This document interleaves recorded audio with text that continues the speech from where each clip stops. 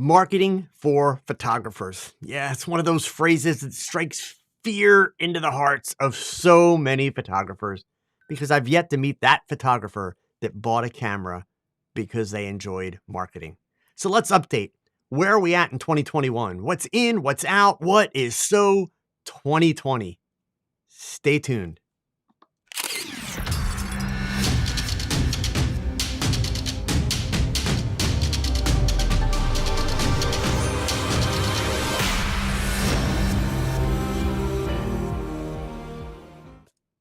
Hey gang, happy Wednesday, Thursday if you're down under. Thank you so much for joining me for another live episode of The Last Frame. If you're here, thank you. In the chat, you know the drill. Leave a little message, let me know you're here and where you're watching from. And if you're watching the replay, no sweat. Leave your name and where you're located at in the comments below. It's always cool to see where people are tuning in from. You're all part of a growing community of photographers in over 100 countries who tune in each week to check out The Last Frame Live. And for that, I'm going to spend the next 60 minutes doing my darndest to help you with your marketing. But here's the deal. I'm not going to let you be lazy. So according to my little poll in the chat right now, 83% of you are trying to make money as photographers, which that's a really cool thing. I love to see that number. But it is not going to be a good use of our time if I just sit here and spout off a whole lesson and maybe it applies to you and maybe it doesn't. You are here. You got access to a chat that I am reading. It's right in front of me. What are the things that you are struggling with? I'm going to give you some tips. Don't worry. I'm going to give you a ton of information, but I want it to be stuff that is going to directly help you and be able to impact you. The title that I use for tonight is, Marketing in 2021 and what stuff is so 2020, which is kind of a little bit of an oxymoron, really, because honestly, marketing hasn't changed a whole lot. In fact, marketing hasn't changed a whole lot in about the last 50 years. It really hasn't. Yes, we have new mediums available. We have social media. We have all these things which actually make marketing easier, and they have the ability to make marketing harder if you don't really understand them and if you don't use them properly. Absolutely. So just to talk about a couple of things, though, that I've been hearing a lot about lately, been reading a lot about lately, and shocker, I actually have some really strong feelings about. So first of all, tip number one, the biggest lesson that I have learned in the last 12 months, me personally, when it comes to marketing. I've told you all about it before, but I want to frame it in the context of this discussion. And that is, don't put all your eggs in one basket unless you own that basket. You all know that earlier this year, my Facebook accounts got hacked, and then I got them back, and then I got banned from Facebook, of which, and by the way, permanently banned, of which there is no way to be able to even dispute that. So after tons of searching and jumping through hoops, I found, an inside connection in Facebook and was able to get it looked at and get everything resolved. But it was really a huge wake-up call. And interestingly enough, twice in the last week, I've seen articles online from these so-called coaches. The people that aren't actually making money taking pictures and have never actually made money to pay their bills taking pictures. So they went out and they took a course for a couple $1,000s, and now they're certified as coaches. And so they're teaching other photographers stuff that they learned in a course that they paid a couple $1,000s for. And they call themselves a coach. Those people.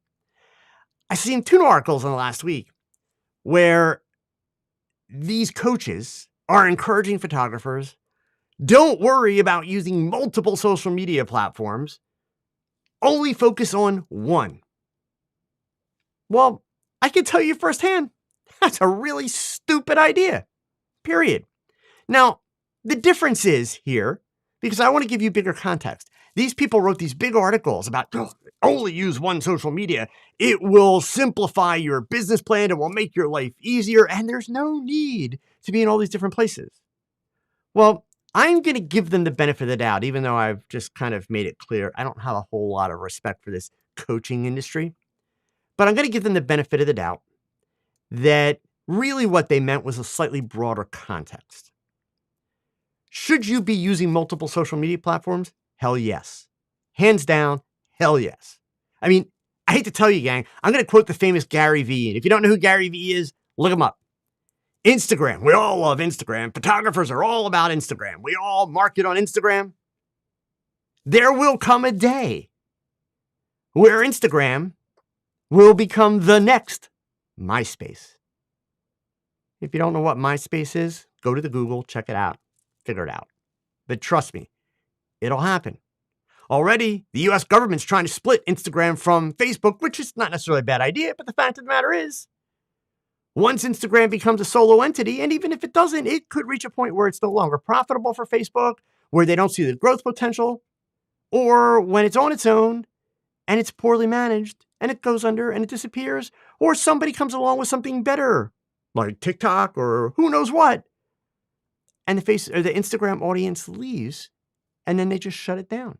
And then what are you going to do if you built everything on that one platform? So again, trying to give the coaches the benefit of the doubt on what they really intended to tell you. Do you need to be on all of the platforms? Absolutely not.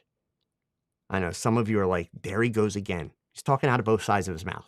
First he says, you got to be on more than one. And then he's saying, but you don't have to be on all of them. Well, no, you don't have to be on all of them. Pick the ones that make the most sense. If you're a wedding photographer, you're probably not going to get a ton of traction on LinkedIn. Probably just not going to happen, right? Plain and simple. If you are a commercial advertising photographer who specializes in product photography, Instagram is probably not actually going to get you a lot of clients who are going to pay you to photograph their products. So, do you need to be on all of them? Absolutely not. But should you be on the ones that are appropriate, and more than one?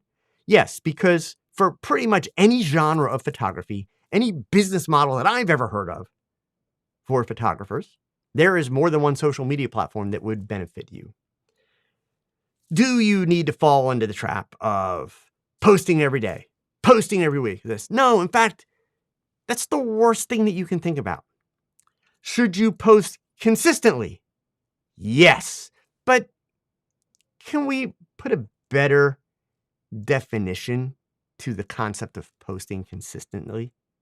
So, does posting consistently mean that you need to post like every, let's say, Monday, Wednesday, Friday, or every single week, or every 2 weeks? No, it doesn't.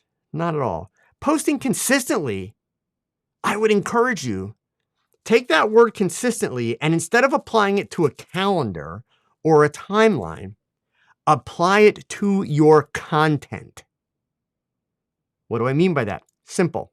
Let's say, hypothetically, you are a portrait photographer. Please understand that every time you post about what you had for lunch or dinner or where you went on vacation, you are watering down your marketing message. But you also have to take in a broader context. So follow along, gang, because there's a lot of dimensions here. That statement that I just made, you also have to take into context, what platform are we talking about? If we're talking about Instagram, hell yes. Keep your vacations, keep your lunches, your dinners, all that stuff off of your Instagram business profile. But if we're talking about Facebook, on your Facebook business profile, same story.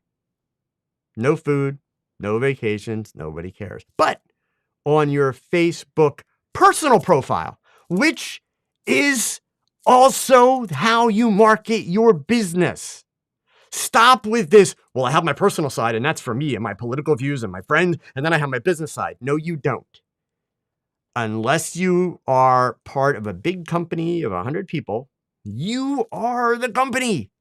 So your personal page is also a business page. Every photographer I've ever met that has a business page and a Facebook profile, I ask them one simple question.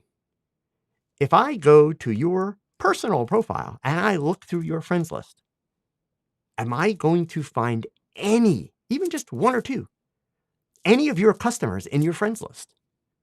The answer is always yes. So your personal page is also a business page. But on your personal page, indeed, you should share a little bit more about who you are. Keep the damn political stuff off and do us all a favor, right? I mean, I'm not even looking out for you. Honestly, I'm looking out for myself. Let's just keep the political crap out of it. Let's stop bitching. You know, it's easy to complain. Any moron can say, that's screwed up. How about if we contribute to solutions? Let's make things better. And let's face it, if that solution to that problem is way above your pay grade, then shut up. It's not helping you as a business person. And we're all tired of it. We just are, right? So, multiple platforms, yes, where it makes sense. Consistency is not about how often you post. Now, certainly you don't want to post every 3 months. That's not very consistent. But it doesn't have to be every day. And it doesn't have to be every week if it's not great content. But the content itself must be consistent. So there should be a purpose behind your content. Please understand, you guys have heard me say this over and over and over and over again. Nobody cares about your photography. I'm just keeping it real, right? If you're great, they look at your pictures like, wow, that's cool. Okay, that's nice. For a moment or two, there's interest. But remember, they weren't there. They didn't take the picture. They didn't experience the subject or the place, location, the event, whatever. So why should they care? And besides, you want them to hire you. So they can see your photography and boom, like that. They like it or they don't like it. That's the easy part, right? So what's going then to convince them to hire you? Well, okay, the photography needs to be good enough and impressive enough to make them stop, say wow, and say, I want a piece of that. But then when they reach out to you, what's really happening?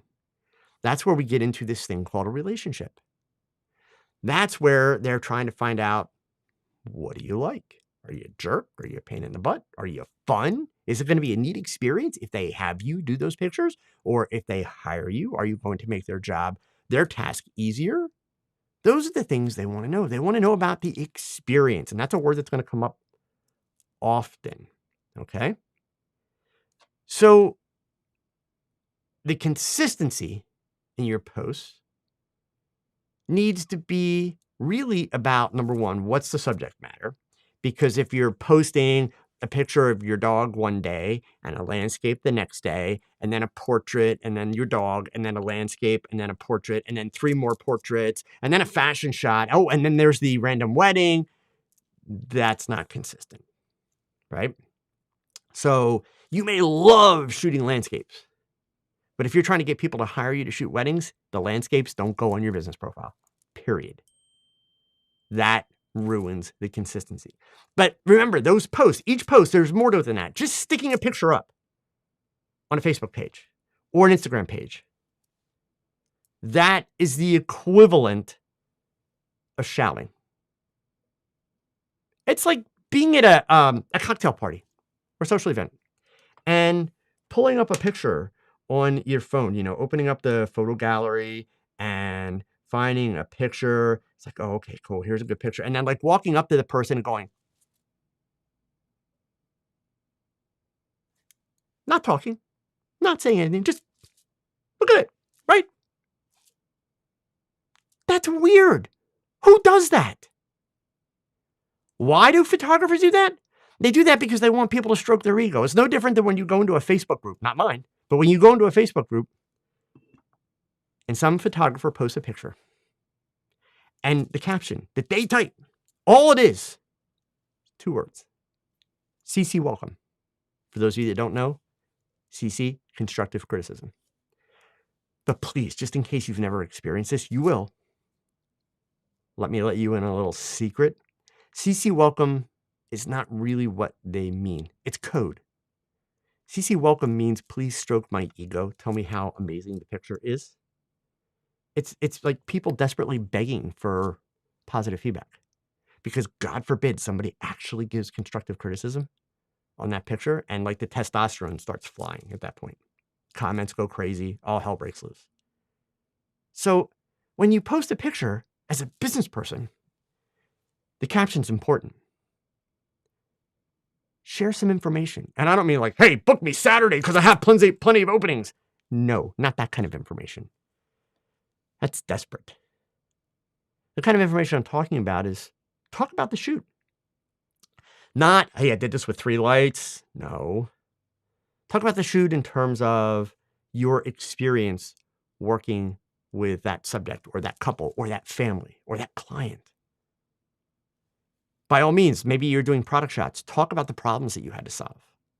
That shows potential clients your thought process and shows actually your real abilities. If you're doing high school senior portraits, talk about how fun the time that you spent with that kid was, how you got to know them, how you went out of your way, not in those words, but to find locations and to work with props and to do things that really reflected that kid's life at that point in time and how cool you think their talent is, whether they're an athlete or a musician or whatever it is. Talk about your subject matter. Talk about your photographs. People do actually read captions. Instagram has made it really clear. Captions are extremely important to them, especially as their algorithms evolving. People do read captions.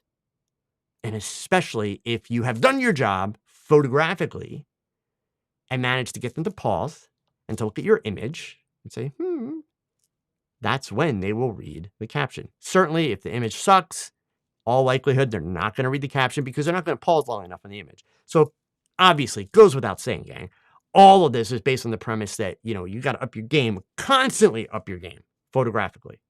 That never stops. If the images are not of a quality that are going to get people to pay attention, then it doesn't matter what you write.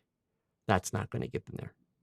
So the social media thing, when we hear the word consistency, I'm begging you, stop getting caught up in this. I've got to post every day. I've got to post every day. I've got to post every day. Crap. Because you don't. In the last year and a half with COVID, I went months at a time without posting. And yet my audience still grew. Now, I'm not advertising for weddings or portraits. So you could easily turn around and say, well, it's different for you, Joe. Well, it is a little different for me, but actually it's not. It's the same thought process. So, gosh, how do I provide value on, let's say, Instagram? So here, I'm going to go ahead and I'm going to do a quick screen share here for you guys. So, my Instagram profile, you can go ahead and you can click on any image in my profile and you get the image. By the way, you get a very long caption with all kind of detailed information. But then when you swipe, you're getting short videos that talk about how it was done. You're getting lighting diagrams. You're getting behind the scenes clips. You're getting gear lists. All of my posts are instructional. They're informational. Okay.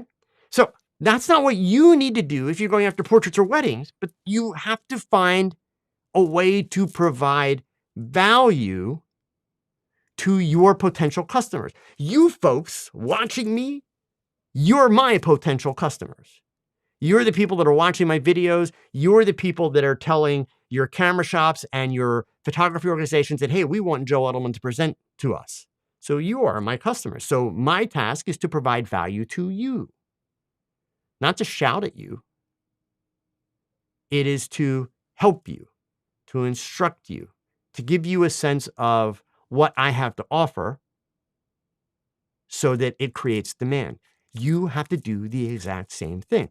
But again, let's say we're talking a wedding photographer. So certainly a wedding photographer, in your captions, you're going to talk about how amazing the wedding was, how wonderful the couple is. That gets old after a while. Sure. I hear that from wedding photographers from time to time. It's like, there's only so many nice things you can say about people. Yeah, you're right. But that's not to say that you can't post a picture. Let's say that you feel, hypothetically, let's say that you feel you have an interesting way to do the picture of the rings, right? The big thing with weddings today, well, one of the big things with weddings today is, of course, the detail shots. I can't believe how many times I hear that word details, because I know photographers that literally do all the detail shots, the shoes, the dresses, the garter, the cake, all that stuff. They do it the day before the wedding because they'll spend like a whole day and create, flat lays, setups of all this stuff. Hey, cool. If that's what your client wants and it's making you money, good for it. But my point is this, right? So if like you've got a unique way of doing something, talk about that in the caption. But not in the sense of, bragging. Talk about it in the sense of, this is so much fun for me because I love to be able to show this unique element, or I love to be able to show this detail. Ask yourself a simple question. Why do people like that I do that? If people like because it shows the details, if people like it because of the mood it creates, whatever it is, talk about the fact that you love doing it for that reason. Talk about maybe the thought process.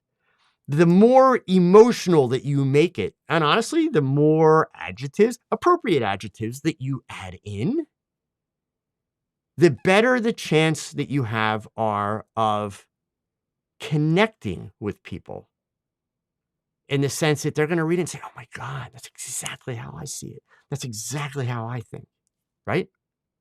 So, actually, April's got a good question here. And by the way, keep your questions coming. I'm going to take some along the way. I'll take some at the end. Don't worry. We'll get to them. April asks, what are your thoughts about posting multiple times in one day, as in multiple posts of different poses from the same shoot and all the same day?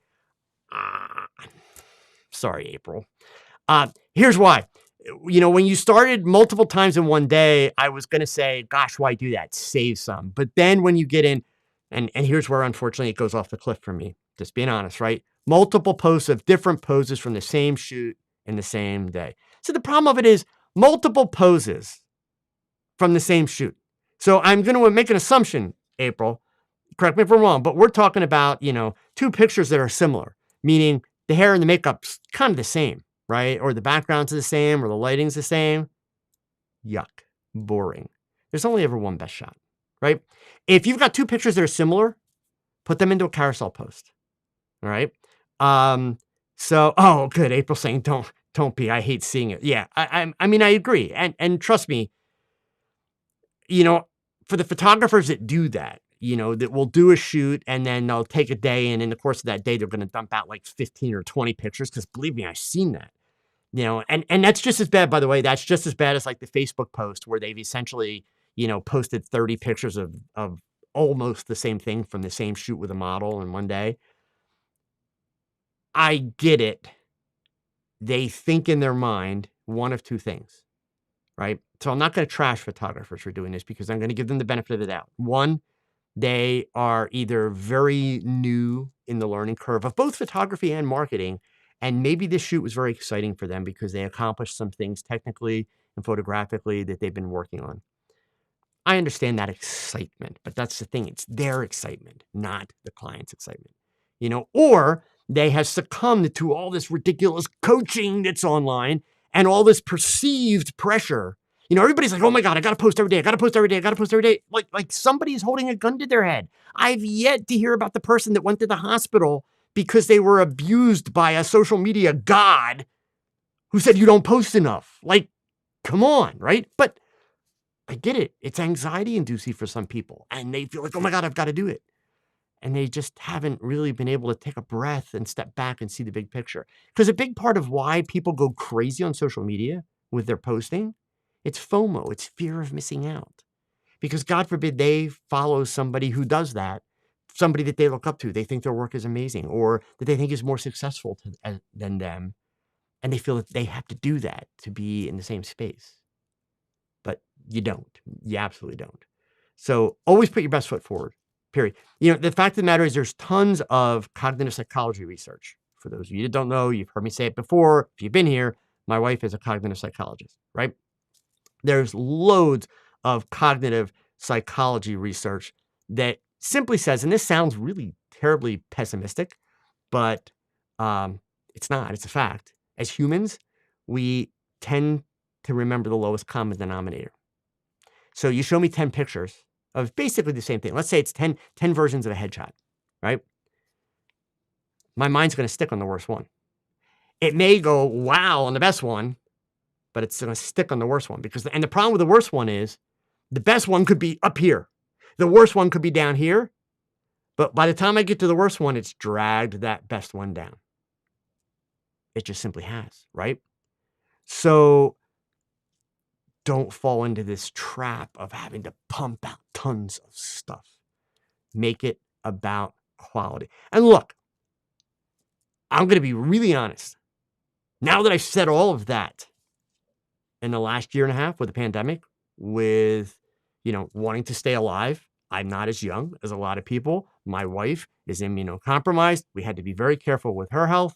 I wasn't shooting. I didn't have a ton of images, stockpiled that I could post. I wasn't posting. I was scared to death I was going to see my numbers drop off the cliff. I was afraid, yes. I had FOMO, fear of missing out, absolutely. But I'm coming out the other side and I'm telling you, guess what? I didn't.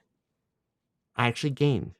I gained because I still made it a point whenever I put anything online, I made it a point not to waste people's time.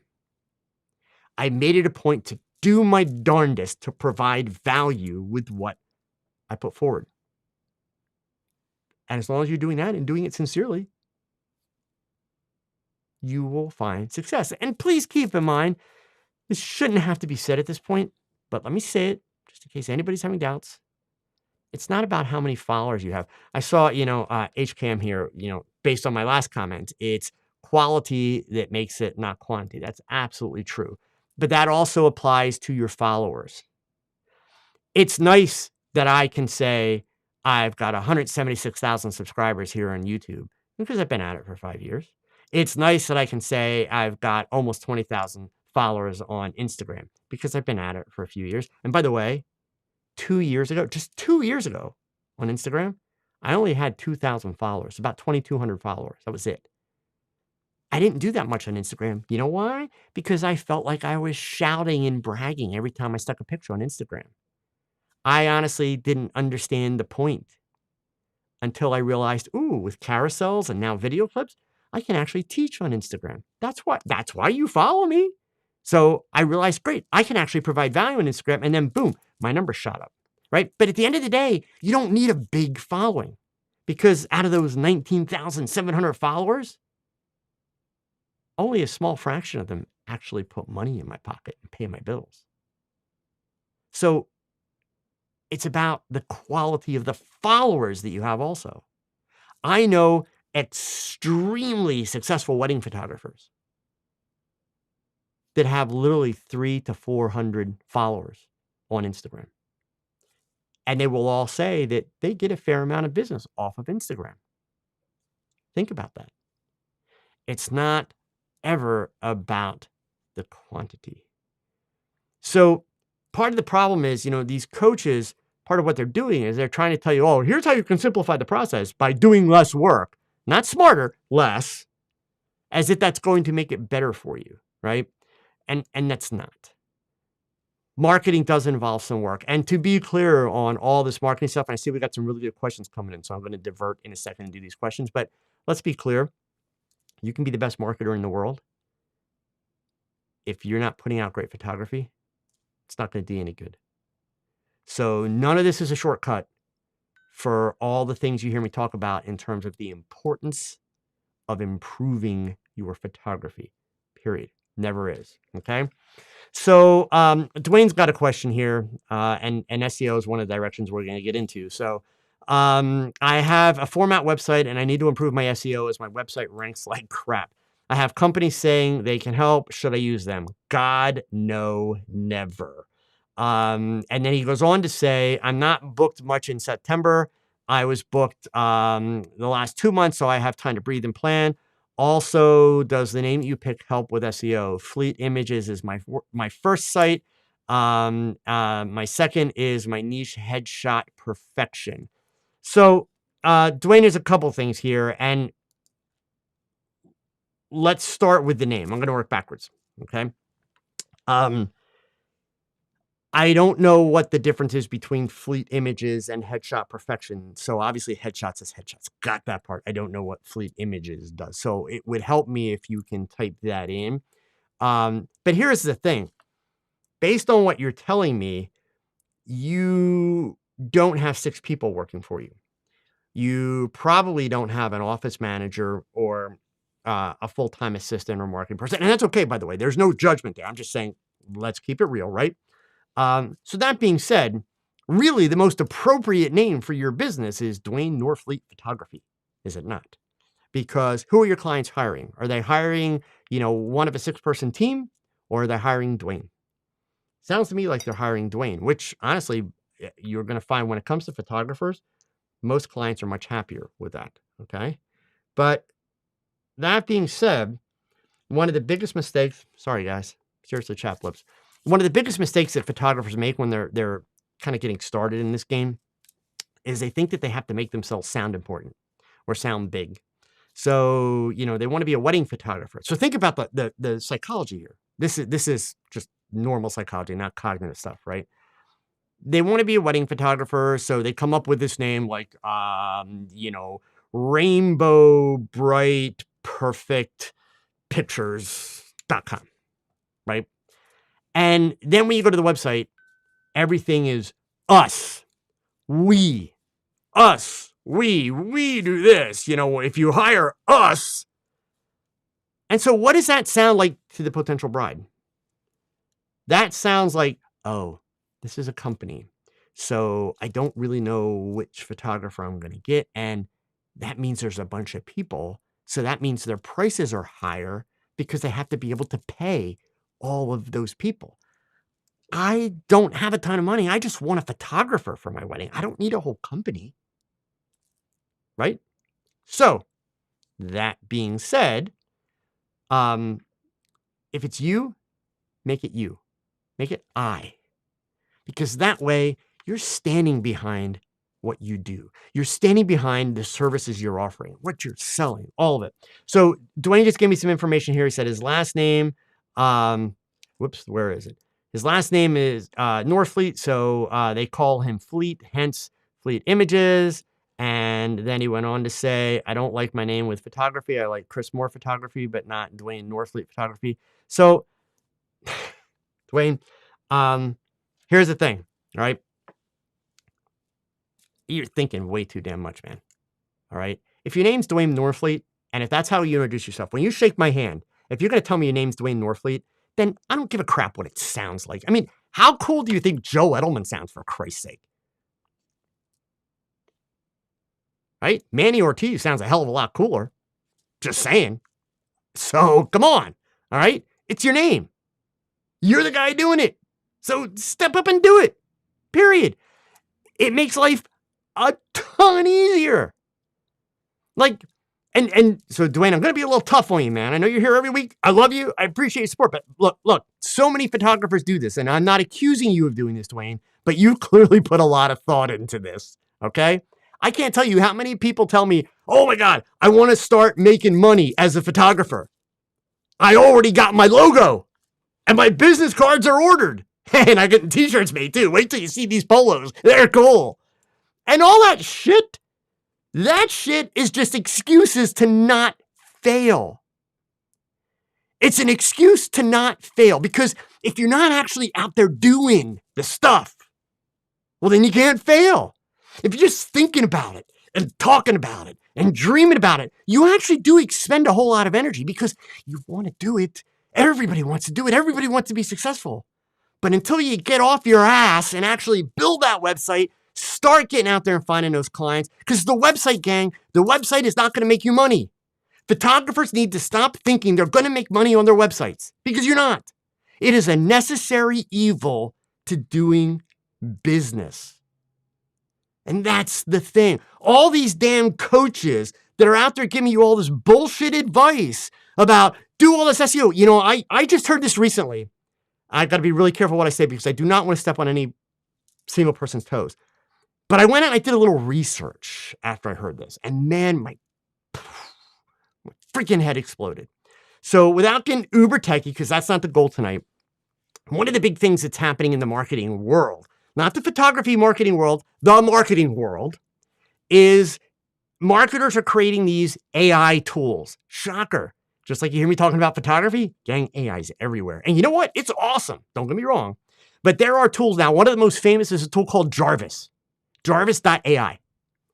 And Jarvis will basically, you type in a topic, or you guys hear me talk about it all the time. My son and daughter-in-law have a home decor candle business that they are doing on the side. It's like their side hustle, right? So they could type in vanilla soy candle, and Jarvis will write all the ad copy.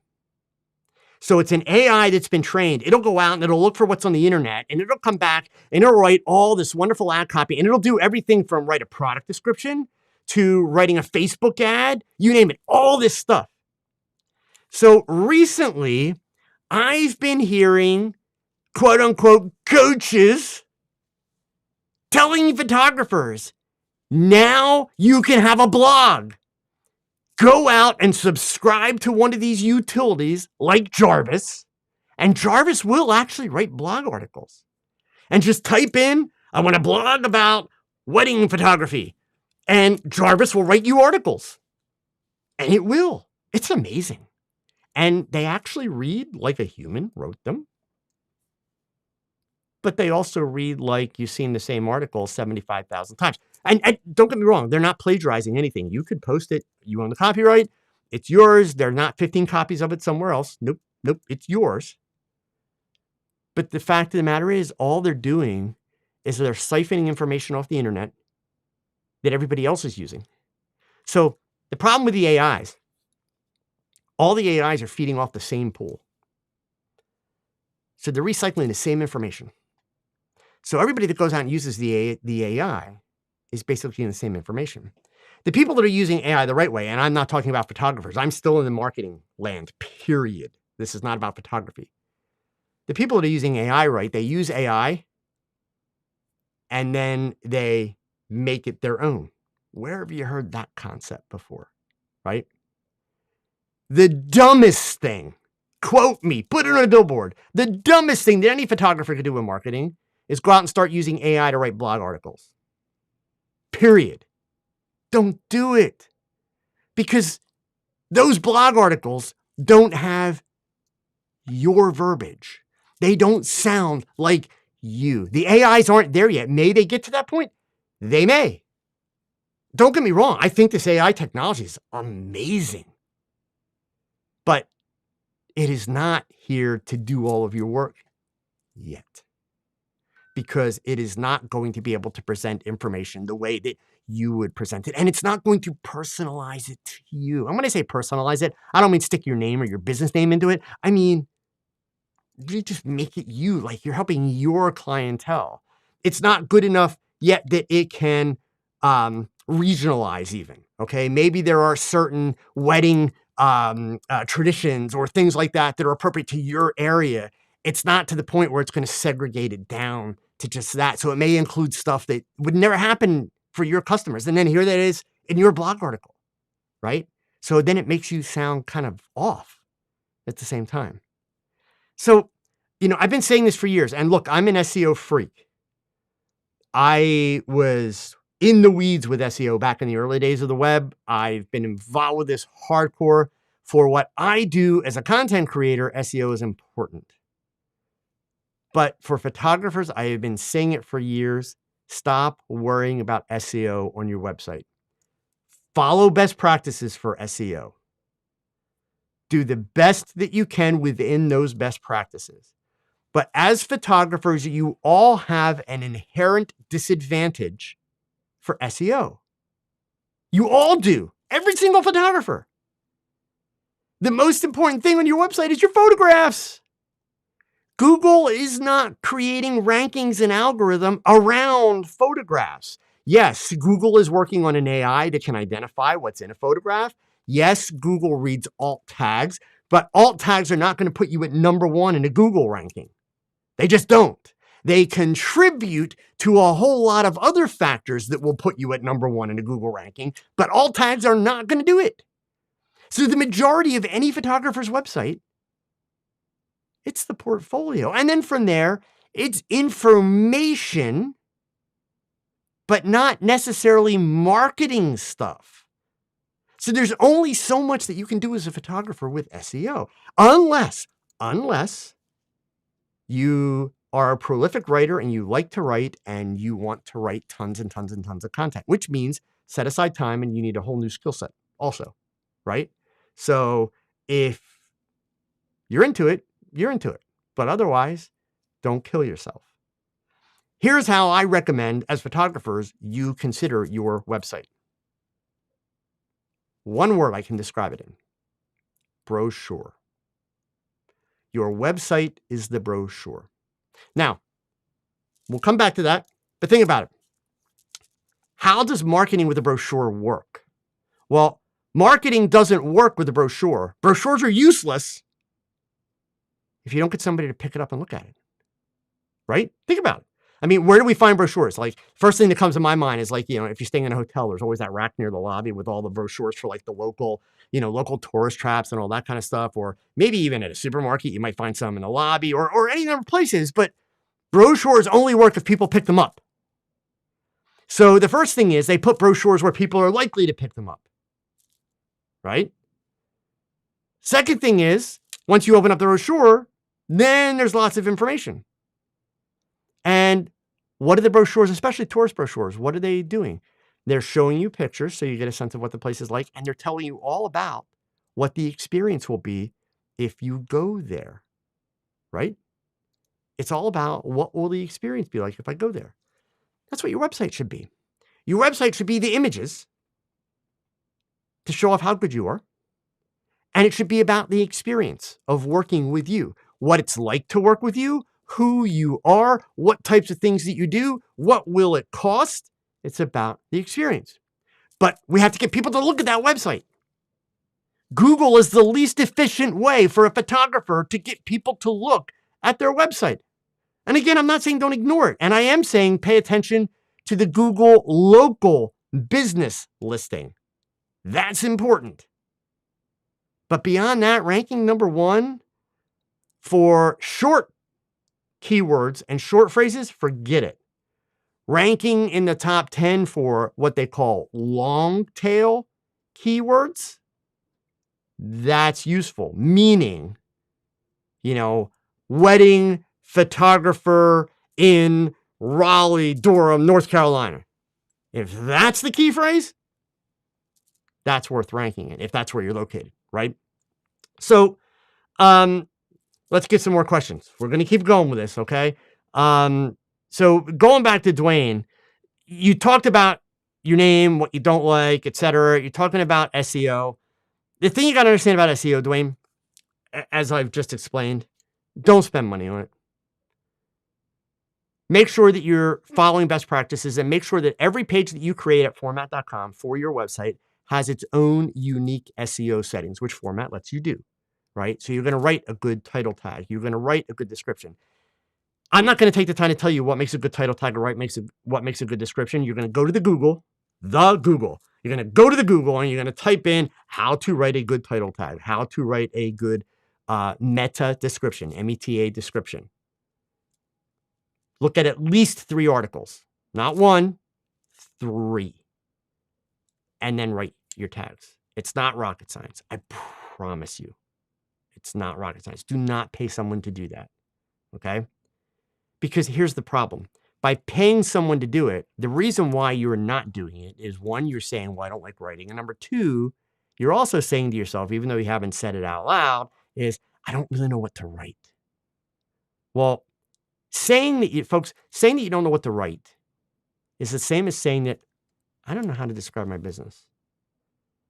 That's like, getting in an elevator with somebody and somebody says hi and says, hey, I see you got a camera. What kind of work do you do? And you're kind of like, well, I don't really know how to tell you.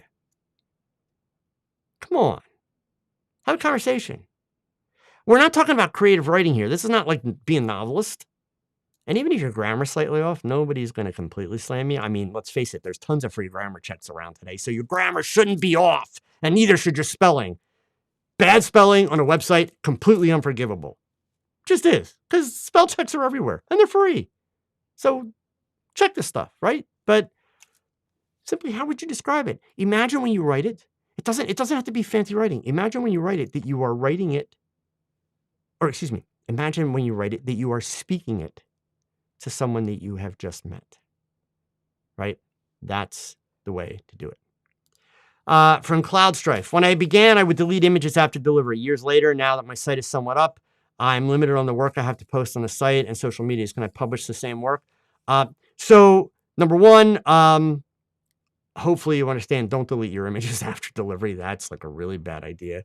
As far as, limited on the work that you can post on the site and social media. So as far as the website goes, the website should only ever be your best work, period.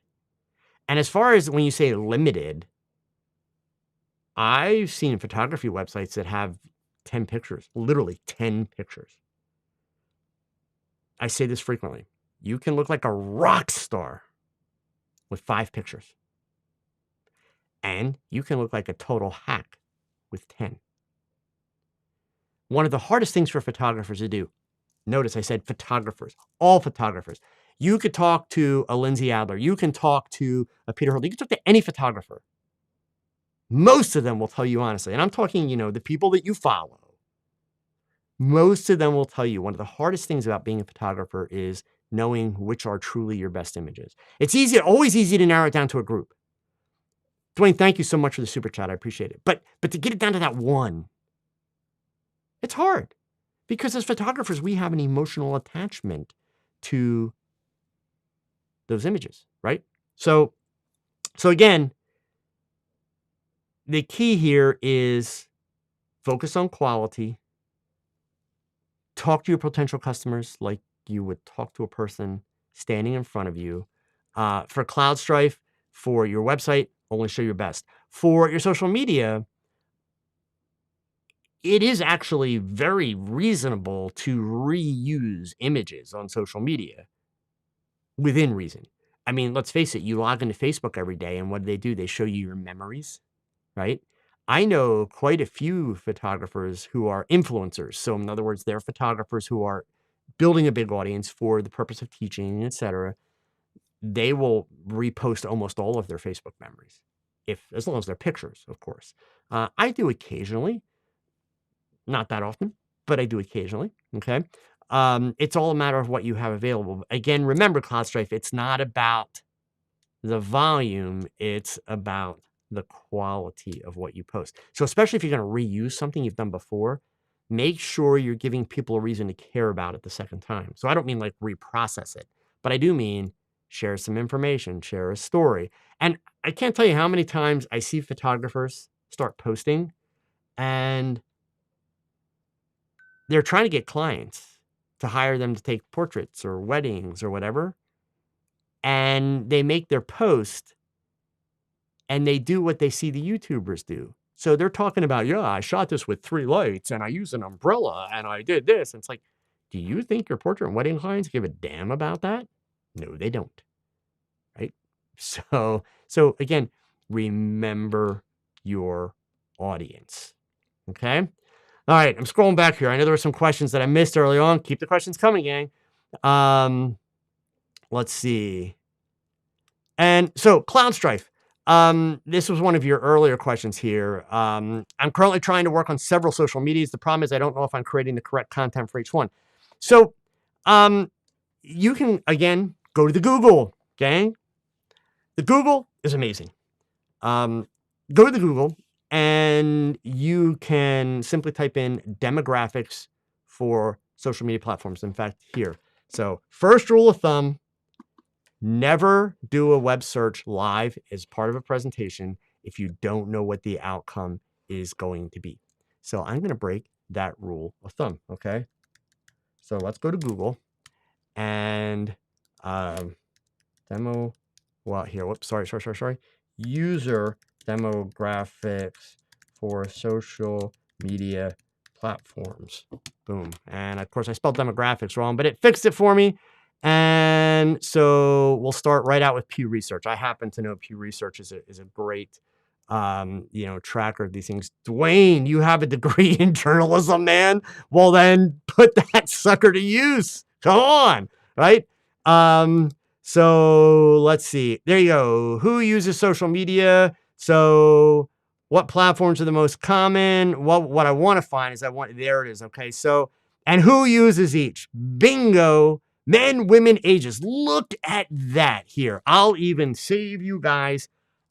You know, I know it's really hard to go to the Google, but there it is. I shared the link in the chat. I will add it to the information below the video later. Let me just put this in here before I forget. There it is.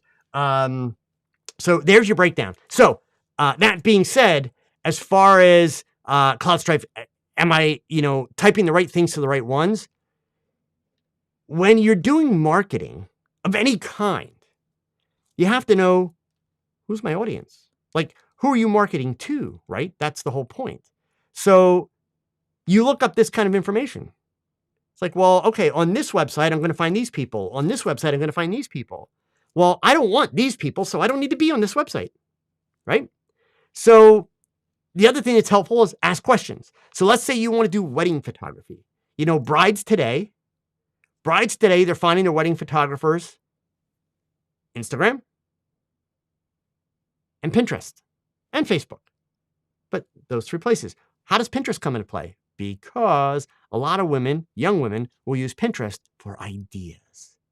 So they're surfing around on Pinterest and they stumble across a photographer like, oh my God, this guy's only 20 miles away. It's exactly what I wanted for my wedding. Boom, right? So a lot of purchasing decisions have been, are being made literally right off of Pinterest. So it's a matter of understanding the demographics of a website and then understanding how people are using it, who's using it. And that's how you know which platforms and you know what to say. You have to turn, we get so used to this where, we're staring at a screen and this little tiny handheld device, okay?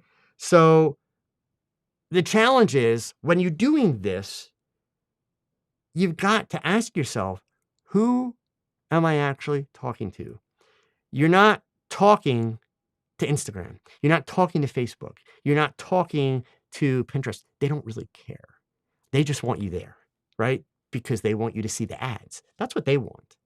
So you have to ask yourself, who am I talking to? Every time you type something, who am I talking to, right? So when I type an Instagram post, I'm talking to you guys.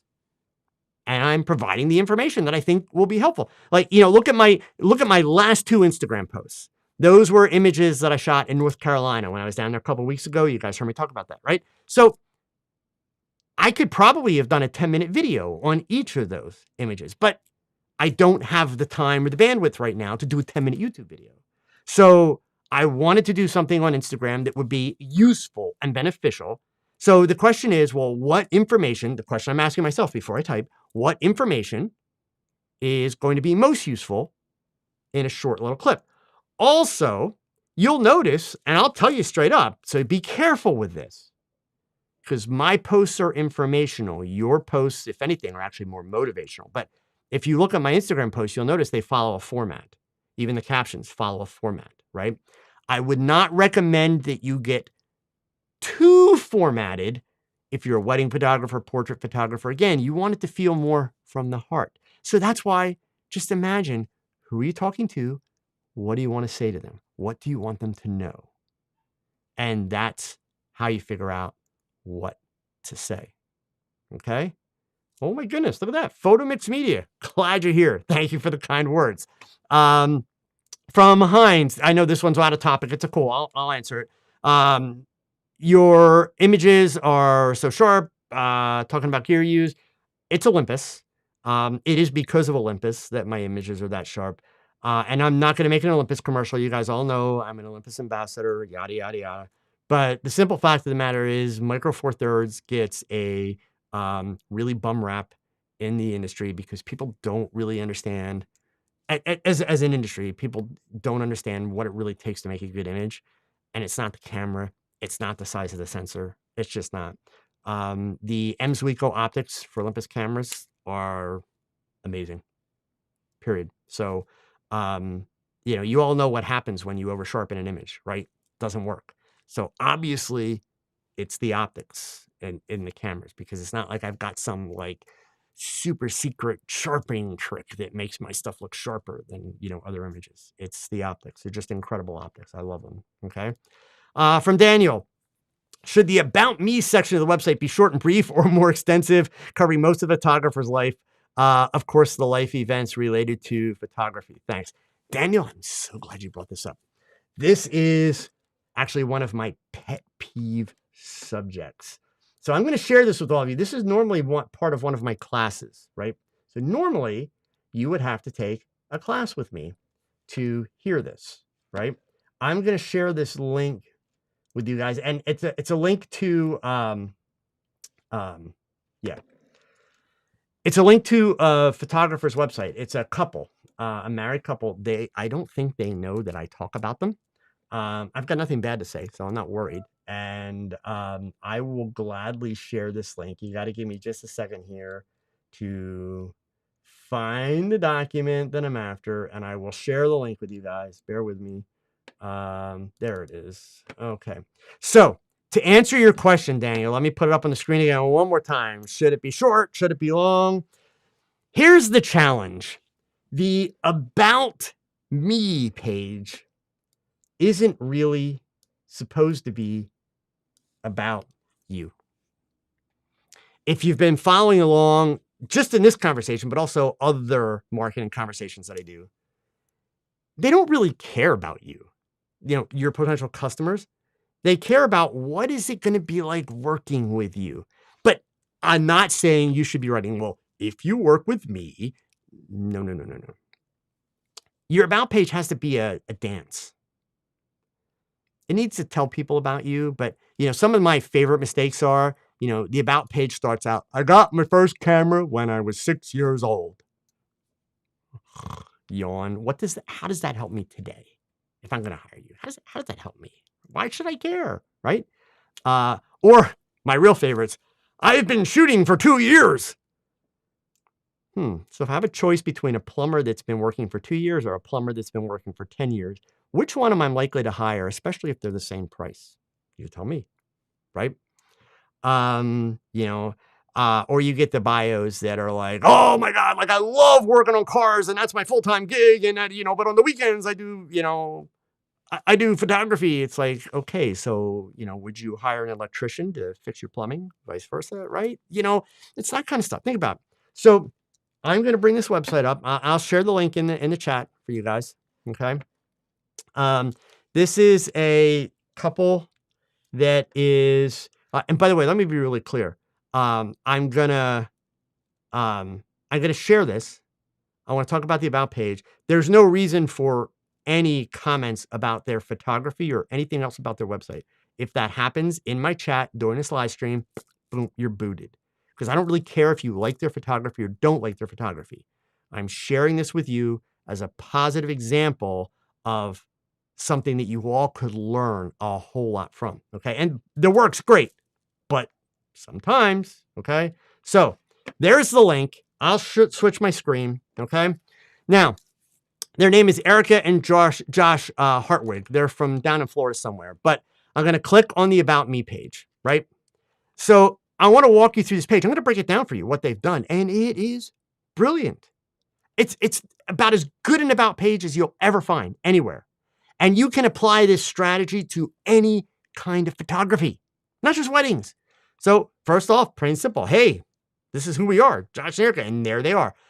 One sentence. We're a husband and wife team. We love it. We're passionate. Or 2 sentences, sorry. And we're passionate about documenting the most emotional times in your life. Okay. I'm not a big fan of using the word passionate in your marketing because it's like overused, but trust me, in this case, they get a pass and you'll see why. So then, you know, they tell you a little bit about themselves. You know, they have 5 kids. Yes. And so there's something unique about them. Okay. That's what they're doing. They're highlighting something that's unique about them. Every single one of you, gang, has something that's unique about you. Maybe you're the world's foremost authority on the cars that are in Tony Stark's garage. Whatever it is. That's the kind of stuff that people are like, huh, wow, okay, whatever, you know? So something unique, okay? And then a little bit more. We love trying out new stuff. You notice we're not reading, well, we've been taking pictures for 16 years and we shoot with Canon cameras. And here's the 4 lenses that I own. Who cares about that crap, right? So what are they doing here? They're making themselves sound interesting, just as human beings, right? All of you are interesting. Now, we get another picture of them, not one, but two pictures of the photographers. And they were cognizant of the fact that in the first picture, we don't really see their faces. In the second picture, we get to see their faces, all right? And then, now they start to turn the story to the clients or potential clients, okay? We enjoy documenting important moments in people's lives, right? And by the way, don't be the photographer that goes and steals this verbiage. Don't do that. Not unless you're going to send them a big fat check. Seriously, okay? Then, one of the most common things we hear about our clients say, so basically they're paraphrasing a testimonial that they get from their clients, which is awesome, okay? Then, there's the headline, which brings me to you, the potential client. And they turn the corner and they talk about their philosophies, their priorities, what they want to accomplish. Then they finish up with a little bit of bragging. And then I love the simplicity line. Well, if you read this far, why don't you fill out the form? Let's talk. Okay?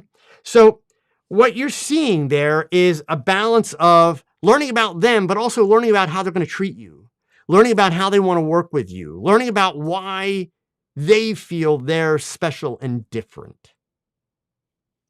That's what a great About Me page is. And for those of you that are worried about SEO, that About Me page needs to be a minimum of 300 words. Minimum of 300 words.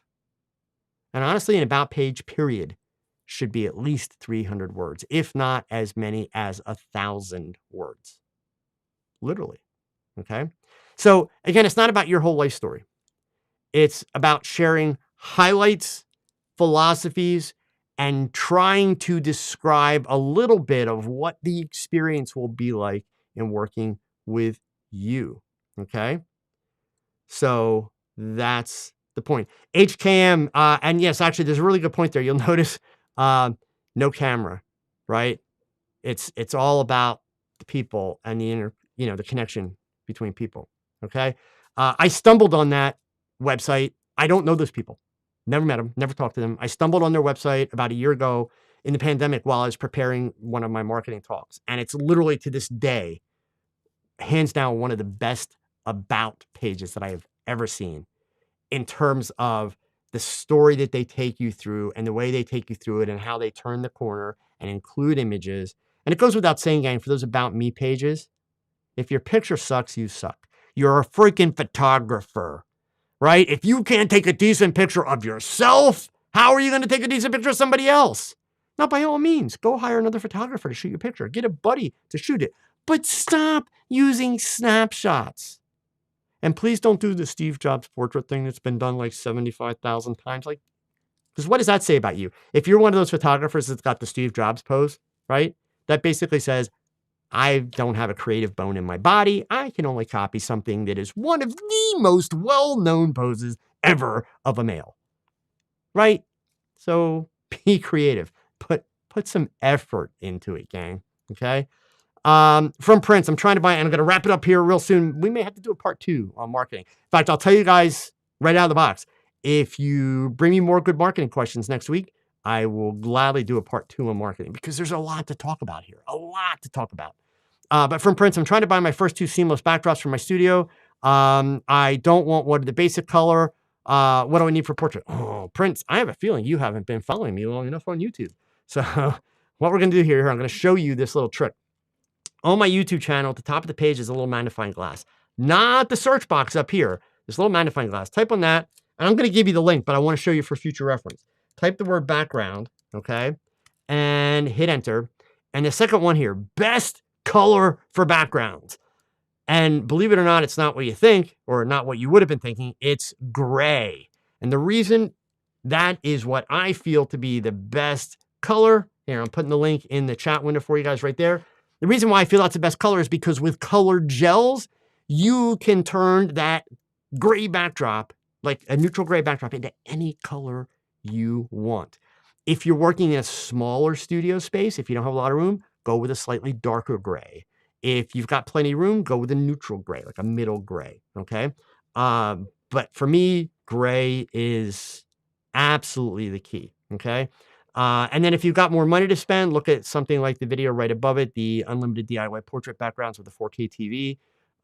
Believe me, the TV concept is awesome. I've been doing all the product shots for my son and daughter-in-law's website and literally actually using the TV as the background so that I can change the settings. And it's totally a game changer. Okay. All right, gang. Whew. I didn't like touch even on about a third of what I thought we were going to talk about tonight. So seriously, we will come back to marketing next week. I think it's totally worth a follow-up discussion. In the meantime, by all means, get your questions together. Be here next week. I want to make it about the stuff that you guys are actually dealing with, right? I'm sorry, but I'm not going to lie. I'm tired of doing lessons where people kind of just sit back and they're entertained, and then maybe they walk away with 1 or 2 nuggets. I didn't trash anybody tonight, even Dwayne. I was a little tough on him, but I want you guys to come and tell me what it is your problems are. What are you trying to figure out? What are you trying to sort out? Cloud Strife, I do one-on-ones. Visit my website. You will find you can book them here. By the way, if you go to my website, click on Learn with Joe, video consultations. It's the second link, and you can schedule them right there through the website. Okay? All right, gang. So, Heinz, thank you so much for the super chat. All of you, stay safe depending on where you are. I know I've been watching the notices here. There are hurricanes about 20 miles, tornadoes about 20 miles away from me. We're in the midst of Ida that's coming north.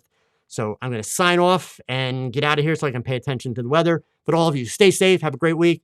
Please pick up your cameras. Go practice. Because remember, all this marketing, it's for naught if you're not putting out pictures that people are interested in. I'll see you guys next week. Stay safe.